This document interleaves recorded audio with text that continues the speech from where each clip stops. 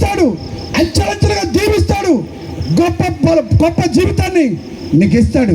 నీ కుటుంబమే కావచ్చు, నీ వ్యక్తిగత జీవితమే కావచ్చు, నీ ఎలాంటి జీవితంలోనైనా సరే ఉంటే నా ప్రభు రాత్రి కార్యం చేస్తాడు. అంతేకాదు ఇక్కడ వాక్యంలో చెప్తుంది, ఇక్కడ ఉన్నటువంటి ప్రతి యవనస్తుడిని దేవుడి సంవత్సరం దీవించబోతున్నాడు.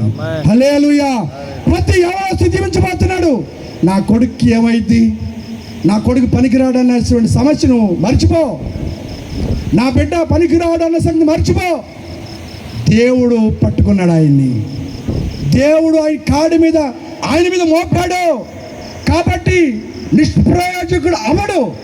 ఖచ్చితంగా నీ కొడుకు, నీ కుమార్తె నిష్ప్రయోజకులు కాదు, ప్రయోజకులకి ఇంటికి తీసుకుని వెళ్తాడు ఈ రాత్రి దేవుడు. హల్లెలూయా. భయపడవద్దు, నిన్ను బలపరుస్తాడు. ఎలాంటి స్థితిలో ఉన్నా కూడా, ఎలాంటి పరిస్థితిలో ఉన్నా కూడా దేవుడు ఖచ్చితంగా నిన్ను దీవెనకరంగా ఆశీర్వాదకరంగా మారుస్తాడు. హల్లెలూయా.